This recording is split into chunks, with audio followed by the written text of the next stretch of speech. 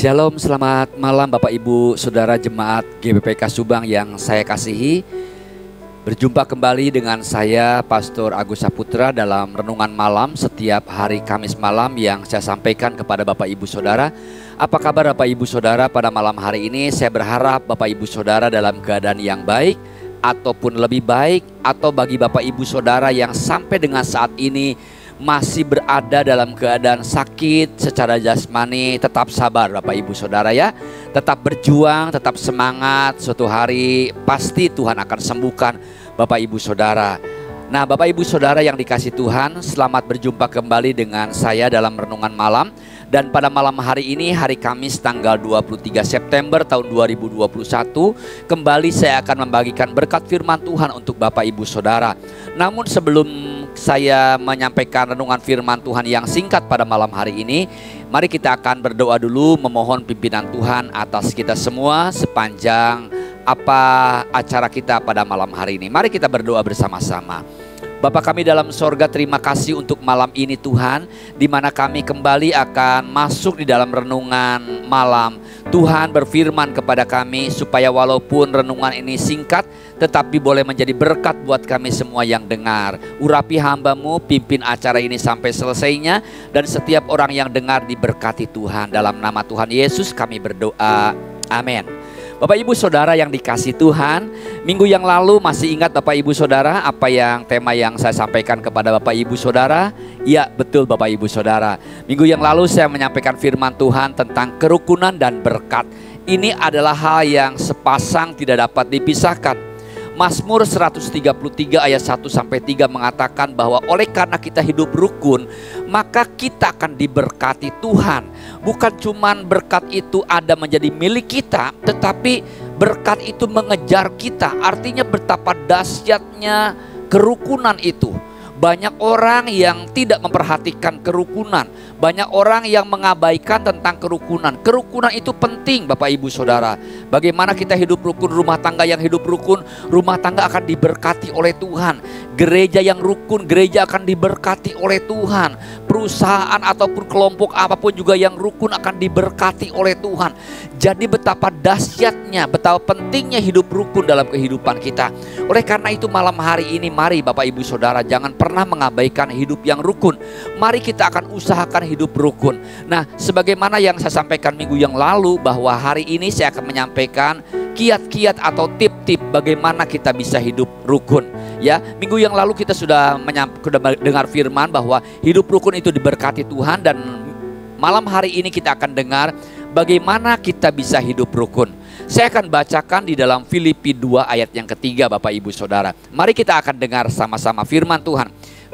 Surat Filipi pasal yang kedua ayat yang ketiga berbunyi sebagai berikut. Dengan tidak mencari kepentingan sendiri atau puji-pujian yang sia-sia, sebaliknya hendaklah dengan rendah hati yang seorang menganggap yang lain lebih utama daripada dirinya sendiri. Saya ulangi Bapak Ibu Saudara ya, supaya ayat firman Tuhan ini boleh teringat untuk kita semua. Filipi 2 ayat yang ketiga. Dengan tidak mencari kepentingan sendiri atau puji-pujian yang sia-sia, sebaliknya hendaklah dengan rendah hati yang seorang menganggap yang lain lebih utama dari dirinya sendiri. Amin. Bapak Ibu Saudara yang dikasih Tuhan, paling sedikit dari Filipi 2 ayat yang ketiga ini, kita bersama-sama akan mempelajari 4 hal penting bagaimana bisa hidup di dalam kerukunan. Kerukunan itu bukan terjadi begitu saja tanpa disengaja Bapak Ibu Saudara. Tapi kerukunan itu harus diusahakan. Kerukunan itu bukan tercipta dengan sendirinya, tetapi kerukunan itu harus ada upaya dari diri kita untuk kita bisa menciptakan kerukunan di dalam satu komunitas, dalam satu kelompok. Makin besar kelompoknya, makin sulit untuk tercapai kerukunan. Tetapi bukan tidak mustahil Bapak Ibu Saudara. Nah, ada 4 hal yang ingin saya bagikan bagaimana bisa terciptanya kerukunan. Dari Filipi 2 ayat yang ketiga tadi memberikan nasihat kepada kita. Yang pertama nasihat firman Tuhan adalah marilah kita jangan hidup mementingkan diri sendiri, kata Filipi 2 ya. Jangan mencari kepentingan kita sendiri. Selama kita masih dengan ego kita yang kuat, mementingkan diri sendiri, nggak perlu tahu orang lain, nggak peduli orang lain, maka mustahil akan terjadi kerukunan Bapak Ibu Saudara.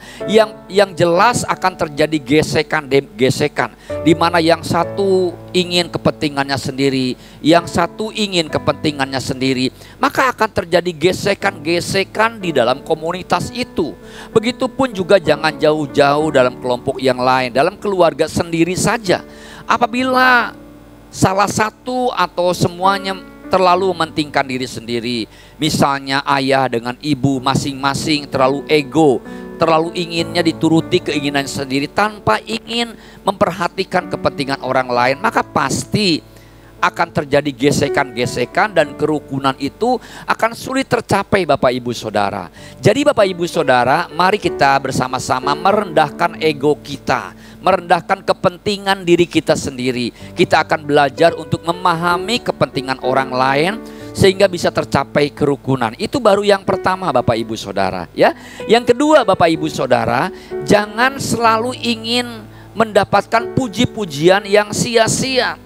Banyak orang yang secara sadar atau tidak sadar melakukan sesuatu tindakan, perbuatan hanya ingin dipuji orang, hanya ingin dilihat orang. Perbuatan ini tentunya tidak tulus. Sesuatu yang tidak tulus akan menghasilkan sesuatu yang tidak baik Bapak Ibu Saudara. Jadi mari kita hilangkan kebiasaan yang selalu perbuatan kita, apakah itu perbuatan yang baik atau bahkan mungkin perbuatan yang tidak baik, hanya ingin dipuji orang. Bapak Ibu Saudara, firman Tuhan mengatakan di bagian yang lain bahwa mata Tuhan itu melihat kita. Jadi apabila Bapak Ibu Saudara dan saya ingin hidup rukun, marilah kita melakukan perbuatan-perbuatan kita itu bukan cuman hanya untuk dipuji orang, tetapi kita melakukannya dengan tulus Bapak Ibu Saudara.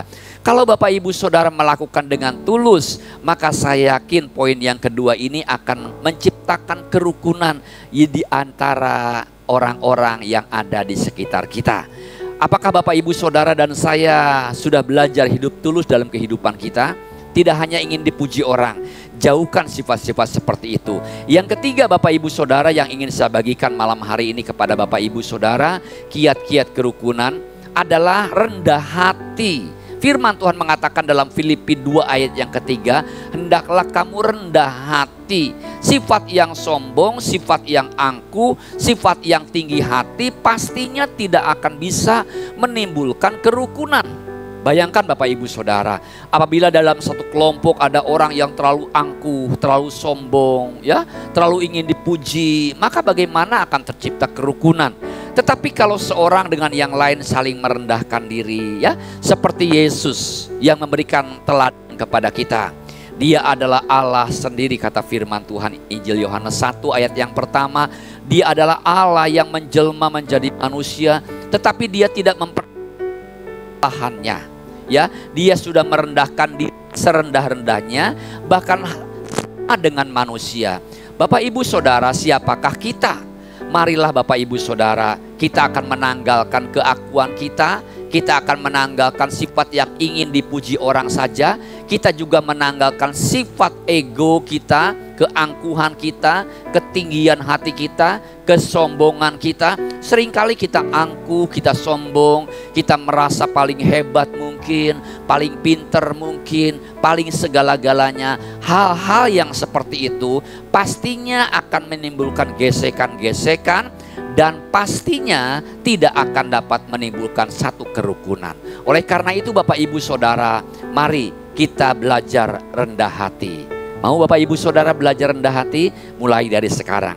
Yang keempat, yang terakhir Bapak Ibu Saudara, kiat menciptakan kerukunan sebagaimana yang diajarkan, disampaikan oleh surat Filipi 2 ayat yang ketiga adalah mari kita belajar untuk mengutamakan orang lain, kepentingan orang lain lebih daripada kepentingan kita. Ini tentunya akan sangat terbalik dengan hukum dunia, terbalik dengan hukum yang biasa berlaku sehari-hari di dalam dunia. Biasanya kita sehari-hari selalu ingin aku yang lebih diutamakan, aku yang lebih diistimewakan, aku yang ingin lebih didulukan. Tetapi firman Tuhan mengajar kepada kita pada malam hari ini, biarlah kita berusaha untuk mengutamakan orang lain dulu, baru kita. Nah, apabila kita sebagai anak-anak Tuhan dapat memperlakukan hal ini, maka saya yakin akan tercipta kerukunan di dalam kelompok kita.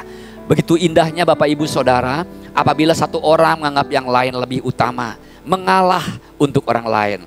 Apakah Bapak Ibu Saudara pernah mengalah dalam hidup kita?